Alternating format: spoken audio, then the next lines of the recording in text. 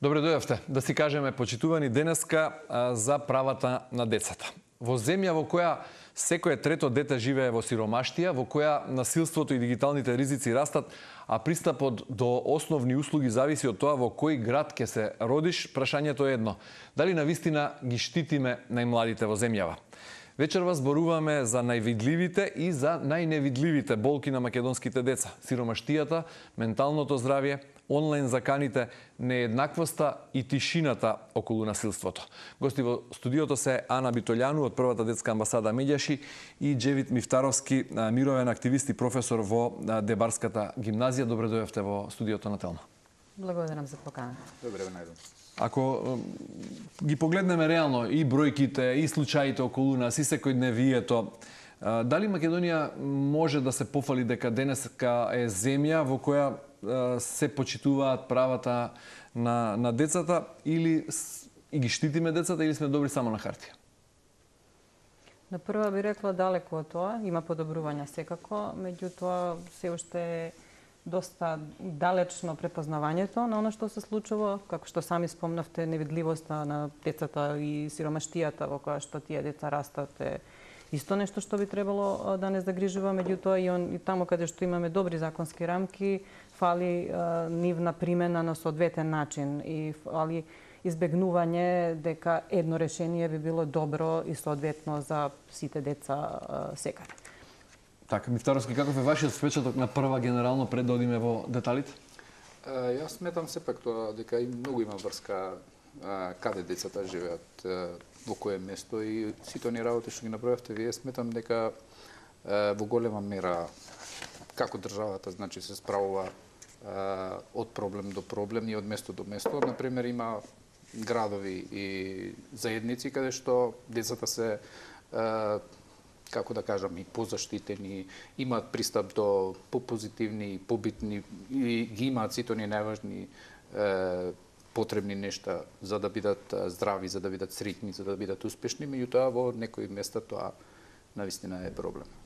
Добро, Македонија барем на хартија, што се однесува до законската рамка, веројатно во голем дел ги почитува оние европски меѓународни стандарди кога станува збор, кога се зборува за правата на децата. Македонија, меѓу другото, потписник на Конвенцијата за права на децата. Националните закони исто така постојано се доработуваат и се подобруваат во таа смисла.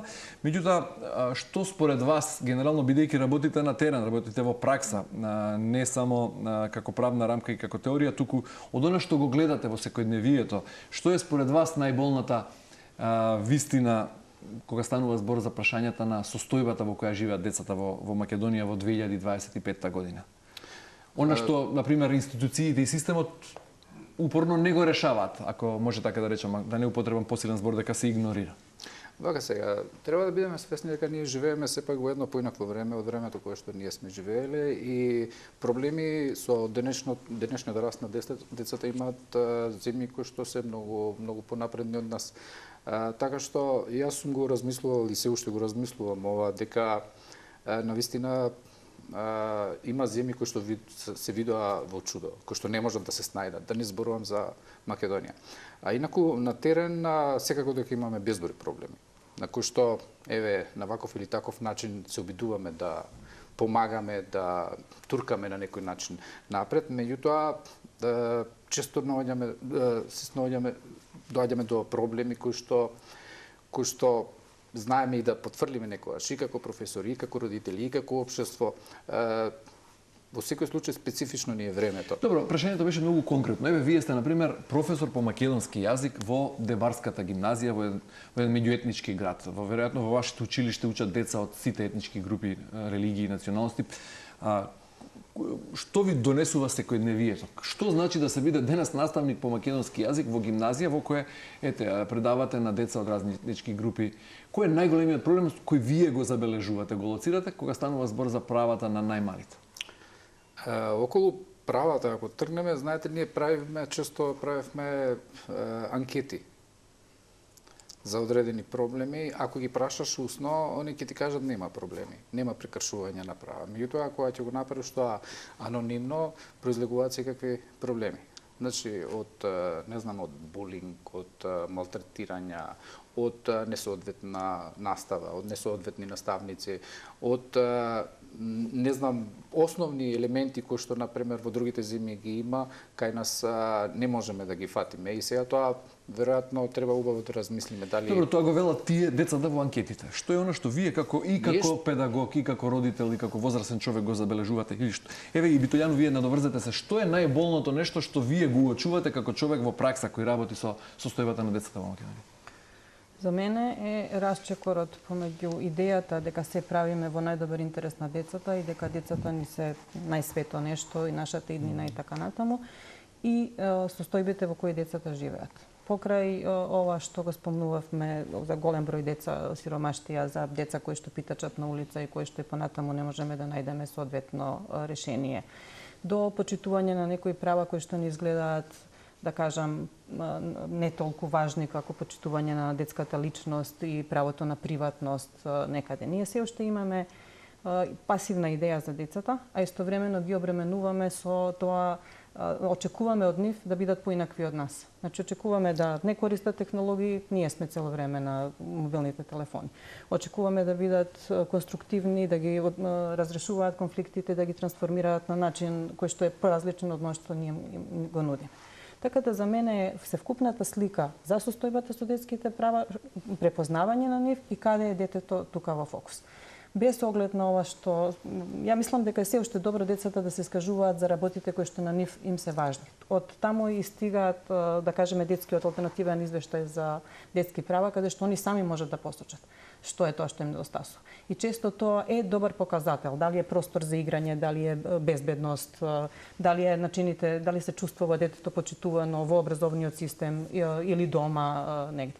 Тоа е сплет на работи за кои што ние тврдиме дека доста работиме, меѓутоа според состојбата на тоа и како се децата околу нас, не би рекла. Добро, ќе зборуваме за себе ова во детали, меѓутоа она што го сведовте под еден наслов, расчекорот помеѓу нашата замисла како ги се грижиме за најмладите и како тоа во пракса навистина функционира, во која секој од нас како поединец е веројатно одговорен, бидејќи како она народната не ме гледај што правам, туку слушаме што ти кажувам. Токму така. Или обратно беше. Ајде додиме прво, го загатнавте вие делумно во вашиот одговор прашањето за децата кои питачат, односно прашањето за детската сиромаштија. И сега прашањето тука би било дека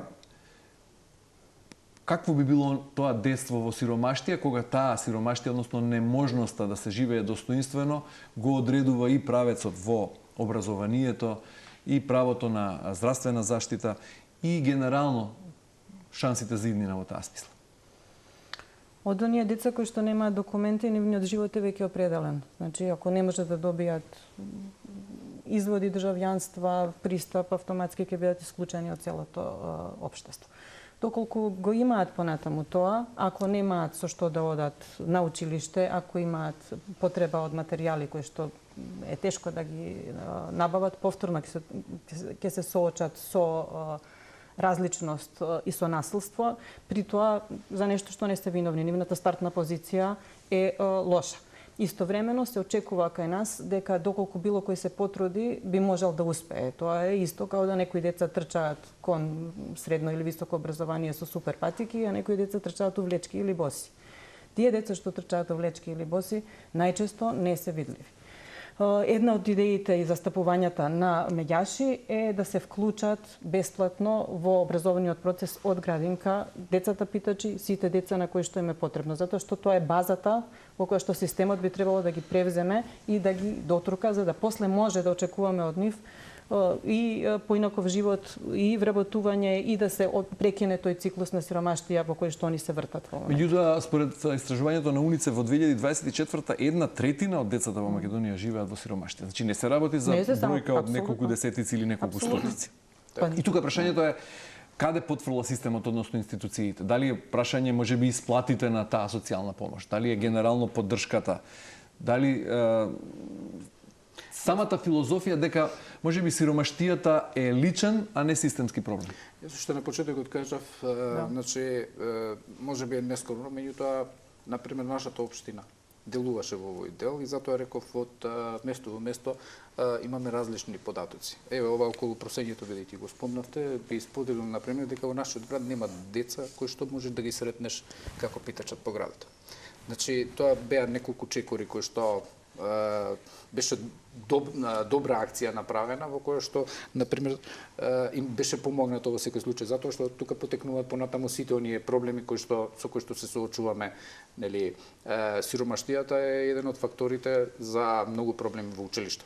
Ние во училиштето секојдневно на пример тргнуваш ти да предаваш, меѓутоа работата со жива материја не ако дојде ненајадено, ако дојде недоволно облечено, значи тоа не може да се истакне колку и да сака, значи да го покаже она што го има. Проблеми понатаму секакви ќе има. Она друго што би сакал да напоменам, спомнавте нели за насилството, бидејќи моето училиште рековме Ке зборуваме за насилството, само да ги исцрпиме со уште едно прашање ова за сиромаштијата. Само нешто да дополнам. Кога збориме за бројките, тоа значи дека околу нас, околу секој од нас е некое дете. У зградата во која што живееш, таму кај што купуваш, таму кај што работиш, е некое невидливо дете кое што е на прагот на сиромаштија или под прагот на сиромаштија. Тоа не се деца кои што се издвоени и постојат у некој вакуум простор негде по Македонија во суштина. Него препознавањето и адекватното решение недостасува. Социјалната помош никогаш не е доволна, ниту хуманитарната помош и подршка која што го решава проблемот во моментот, меѓутоа структурна промена да тоа не се повторува и да не биде постојано употреба од година во година за помош од страна е она на што би требало да работиме. Доаѓајќи кон студиово го спомнавте примерот на скандинавските земји. Можеби не можеме да се споредуваме со нив секако, меѓутоа еве со некои земји од околината, како тоа по сериозните држави го решаваат прашањето на детската сиромаштија? Ако не е проблем во исплатите, ако не е проблем во социјалната помош, каде е проблемот? Како тоа? Секогаш има проблем системски кој што не е решен. Секогаш паричните средства мали или доцнат или недоволни или ќе ги изгубат доколку било каков друг. Имате семејство кое што е во сиромаштија, ако малце се обиде да искочи и почне да заработува малце над прагот и автоматски ќе изгуби помошта која што ја прима. Не би бегала, ја мислам дека не е толку важно регионално. Регионално сме ние во доста слична состојба. Со соседите кога се споредуваме. Да кажеме. Зашто ги спомнав за образование до душа Скандинавија, меѓутоа исто така имам примери на кои што ги познавам, да луѓе се селат за кога имаат деца кои што имаат ретки болести или атипичен развој, кои што се селат бидејќи таа подршка во Скандинавија или во земји кои што се сензитивни и го препознаваат е многу поголема. Кај нас во суштина за да се крене некое прашање или да се стави лек на позитивна листа е, не знам, процедура, потребни се протести, потребно е да се дига гласот за нешто што би било основно човеково право. Ние сме постојано во барање и собирање помош за деца, за лечење, за било како што да е, нашата реакција е да во моментот дадеме пари и го решиме. Тоа не може, тоа може еднаш, два пати, три пати, тоа значи збори дека не постои систем кој што ќе ги превзема за да ние не мораме да се организираме на тој начин, ајде да се организираме за нешто друго. И оно што е карактеристично би рекол за Македонија е тоа што детската сиромаштија е многу повисока, на пример, кај ромските деца, кај децата во ромските семејства, кај децата на самохраните родители и кај децата во руралните средини. И дали е тоа и како тоа го објаснувате? Дали всушност ние живееме во два паралелни света или во две одвоени држави и тоа го прифаќаме? Тука би рекол дека во голема мера се, не знам, оние сваќања за животот и за одредени општествени групи. Во голема мера тука е и дискриминацијата и непочитувањето на другиот, на различниот, плюс хуманистичкиот дел исто така, како општество многу ни фали, емпатија немаме доволно. И сметам дека во голема мера, значи, тука треба да се бараат проблемите. Не сочувствуваме со нив. Просто ако не си од некоја од тие групи, односот кон нив, како што кажавте, тие стануваат видливи и ми се допаѓа формулацијата за паралелно живење. Лесно е да се води голем маркет и да се мисли дека е тоа лицето на Македонија. Тешко е да се препозна и види и самохраната мајка, и ромското семејство, и руралните средини во кои што каде поише труд им треба да дојдат до школа, до маркет, до храна. Забележувате ли било какви промени низ годиниве, како прва детска амбасада Меѓаши? организација која работи за правата и за подобрување на условите во кои живеат децата во Македонија. Се менува ли нешто? Би рекла да, и тоа е нормално и добро. Она што не е добро, не се менува со брзината и динамиката со која што би сакале. Беѓаше со долги години адресира низа проблеми и законски и специфични за одредени детски групи, меѓутоа и училиштата со кои што соработува одработуваат тој тип на препознавање, помош и поддршка таму каде што се. А училиштата вклучени во мировно образование на Меѓаши се распределени низ цела Македонија. Еден од начините за борба против сиромаштија е изборувањето со младите за неа.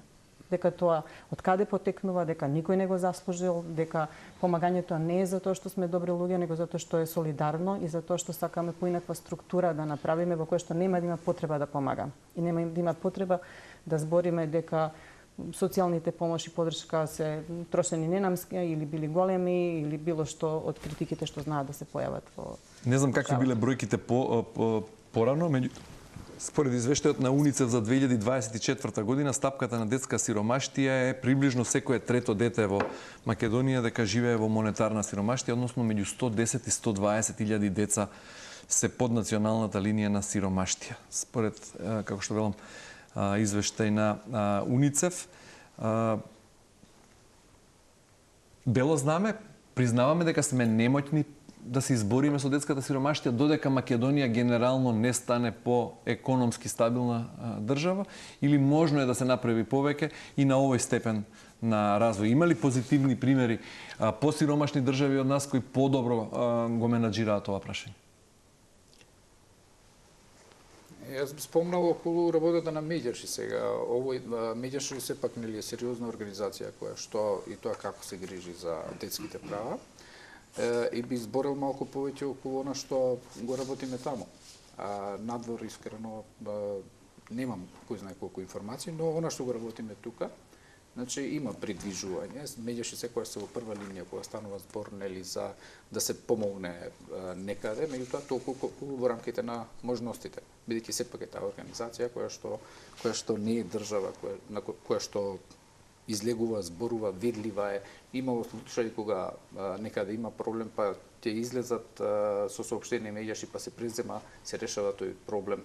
Меѓутоа, во целина со надвор не можам да направам според како што. Добро, ајде да одиме она што е ваша специјалност, а тоа е веројатно менаџирањето, помагањето на децата кои се соочуваат со дигитална и ризици, ментално здравје и насилството врз децата, бидејќи сте двајцата мировни активисти, за тоа организиравте впрочем и конференција минатата недела по повод Светскиот ден на детето.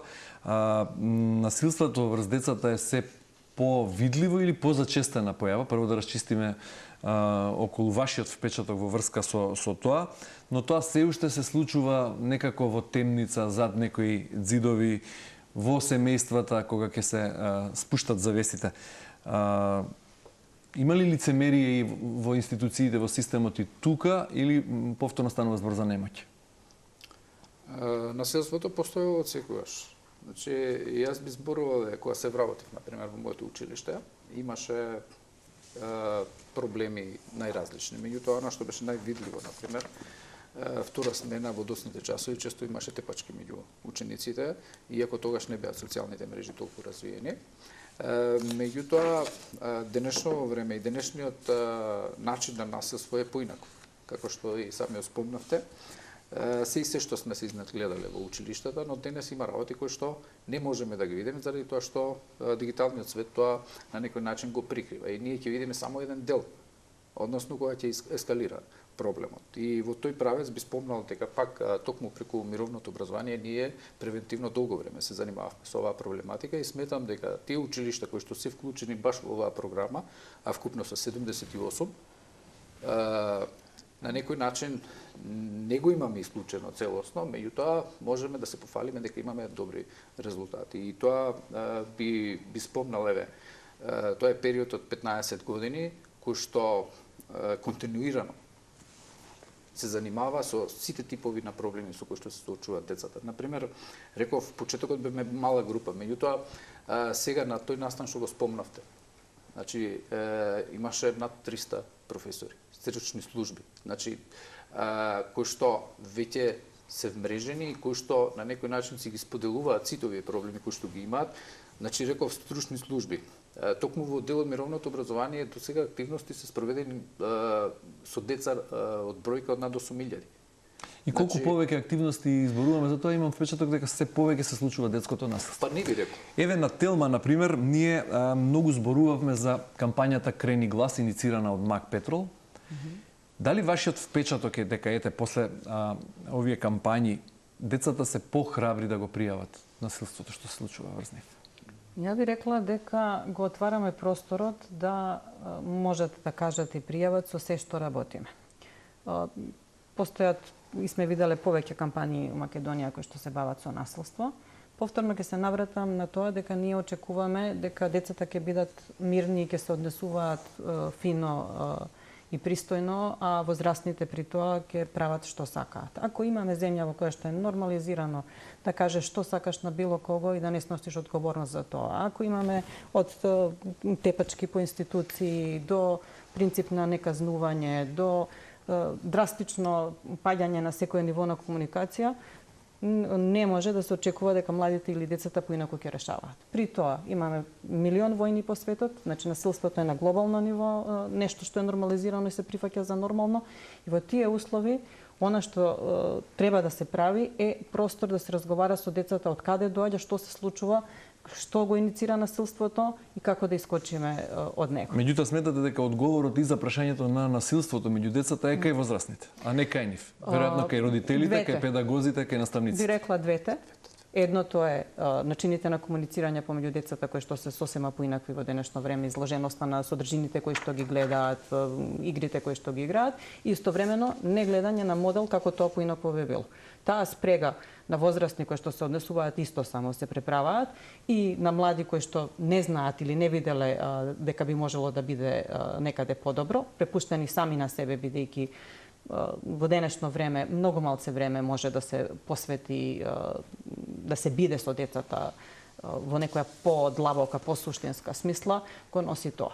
За насилството е важно препознавање, именување и соочување дека насилно однесување мора да носи некаква одговорност. Има ли во Дебар, во вашата гимназија, случаи на насилство? Има, секако дека има, како и во на сите колку училишта. фреквентно се случува тоа? Колку често? На дневно ниво има? Не. Видете она што сакав да напоменам јас. Оние 78 училишта кои што ги спомнав јас. Долго време, значи, работиме работилници каде што децата без разлика која е нивна по било каква разлика да се зборувам верска, етничка или не е ни битно, значи кога ќе ги здружиш, они се на некој начин попаметни од самите возрастни. Значи треба диалог, треба сочувство, треба разбирање, треба да го запознаеш. Значи, ние сме иделе во ситуации во кои што ученици, македонци или албанци или не е битно, ги гледаме во самиот момент како ги кршат тие предрасуди. Значи, во самиот момент вика, па мене ми беше страв да поминам покрај џамија, вртев со завртена глава, или пак покрај црква, или пак, значи, колку ние не се познаваме, оттаму на некој начин почнуваат оние поттикнувачки, би рекол, негативности кои што се јавуваат кај самите деца, за да на крај ние ја видиме само тепачката. И една многу битна работа што би сакал да ја напоменам, значи насилник, жртва, меѓутоа третиот дел никој не го спомнува, публиката. А уствари се се прави заради публика. Ако публиката ние ја средиме, тоа ќе биде се поедноставно. Ако нема кој да снима во тепачките, не е интересно тоа. Така што нема да се согласам со она дека насилството се повеќе го има. Не, сега можностите за да се биде насилен се полесни. Затоа што, реков, преку пораки, преку она што не можеме да го видиме, тоа се договара. Меѓутоа, со превенција, во секој случај, може да се реагира, може да има добри резултати. И јас пак ќе се навратам кога се вработив и сега во моето училиште, ние сега имаме врски кои што се одвиваат меѓу дечковци и девојки од различни етнички групи, се дружат, се почитуваат, ама треба работа со тоа. И ако прифатиме дека ништо не можеме, тоа е никако пораз, помирување не. апсолутно дефетизам од типот така е како е. Не. Кога станува збор за менталното здравје, ризик по здравјето на децата насекаде во Европа, тоа е еден од најбрзо растичките проблеми и во Европа и во светов на ниво на пандемија. Веројатно состојбата е таква и во Македонија. Колку тоа вие како мировни активисти го забележувате и дали имате впечаток, бидејќи и во пракса сте, доаѓате од средно општинско училиште, училиштата се безбедни емоционални простори или и таму станува збор за голем извор на стрес што го загрозува менталното здравје на децата? Секако дека еден од поголемите проблеми. Значи, менталното здравје е проблем првен за нас, за возрастните, за наставниците. Да не зборуваме за децата. И јас ќе напоменам, нема да го цитирам еден човек кој што вели: не си добар наставник ако кога ќе влезеш во училиште не ги изгледаш сите деца во очите. Значи, тука ако не можеш да прочиташ што се крие внатре во тоа дете, ти немаш ни час, немаш ни работен ден, немаш ништо. А тоа навистина е проблем. Имате вие волја, сила, внатрешна енергија да ги погледнете секој ваш ученик, да го погледнете во очи? Да. И што забележувате во детските очи? Забележуваме се и се што. Значи, јас можам да, од моето работно искуство, имам ситуации во кои што заради љубов, имаше ситуација во кои што дечкото сакаше да се самоубие. Значи, толку беше падната, ама за тоа треба да следење. Значи, ученик кој што бил супер одличен, па после наеднаш паѓа со успехот. И сега го гледаш блете, неспиен, треба разговор. Децата сакаат разговор. Времето денеска е поинакво, ние кога учевме. Значи, и науката е денеска поинаква. Децата денес, исклучиво ова што го спомнавте, ако ментално е добро, тогаш понатамо се е полесно. Се е поедноставно. Но, мислам дека општо во нашата држава околу оваа тема не се зборува многу. Веројатно имаме многу поголеми, сметат дека имаме поголеми проблеми, ова е навистина голем проблем. Меѓутоа, ова треба да се крене. Треба да се зборува. Ние во Медјачи често правиме работилници на оваа тема и со самите деца. Меѓутоа, сметам дека дури оваа тема е побитна за самите наставници, затоа што имаш наставници кои што на 40 години се прегорени, нема што да им дадат на децата. Сега, благодарение, викам, нови работилници во Медјачи, ние уствари, таму е место да каже што и ќе се исплачеме, и ќе кажеме што ни е најтешко, што ни е лошо, што не оди, меѓутоа и ќе се пофалиме, и ќе побараме помош, нема его таму. Затоа викаме ние, тоа е семејство кое што, како што спомна и на конференцијата, е привилегирано. И на некој начин самите наставници кои што се вклучени тука, некако полесно се снаоѓаат со новиве генерации. Бидејќи зборувате со голема доза на емоција, може ли да споделите сега некој случај што најмногу ве допрел? Емоционално, кога станува збор за тој мост помеѓу возрастните и децата, кога сте работеле со како овој што го споделивте? Многу имало, искрено. Значи, да работи со деца е благодет. И кога еднаш детето ќе те осети близок, не знаете каков свет натре се посебно во денешно време. Значи, родителите пола не можат да допрат во одредени ситуации до кои што може да допре еден наставник, еден професор. Меѓутоа, пак ќе апелирам до колегите кои што навистина треба да ги отворат очите за денешните млади. Ти сакаат да ги сослушаш, сакаат диалог, сакаат разговор, сакаат да ви кажат дека време во денешно не е тоа што било на татко ми. Тоа време. И јас и со син ми кога зборуваме, му викам, земи излези играј фудбал, вика играм фудбал, ама на PlayStation. Ама не знаеш кој е задоволството надвор, му викам, не вика ти не знаеш кој е задоволството внатре. Така што и овие теми се баш убави за размислување, за да влезе малку во склопот на денешните млади. Битолјано, што според вас им недостига најмногу на децата? Психолози, педагози, доверливи возрастни, безбедни домови или пак општество што ќе престане да им кажува што треба да прават, туку ќе ги сослуша? Вака како го срочивте, потпишувам одма све од тоа што го наброевте. Али би рекла прво доверливи возрастни. Една од првите насоки е за било што имаат да разговараат, да најдат возрастен во кој имаат доверба. Недостасуваат овие простори за разговор. Времето е исклучително несигурно, е стресно и за возрастните, тоа се рефлектира и на децата и за да им се понуди некаква сигурност во овој несигурен свет или барем да се разговара за таа несигурност која што прати, бара одвојување на време и пристап и градење на доверба со децата. Истовремено не знаеме не живеат сите деца во среќни и безбедни домови, така што останува да училиштата амортизираат барем еден дел од тоа и одработат со индивидуален пристап со учениците и ученичките во врска со потреба и поддршка за ментално здравје.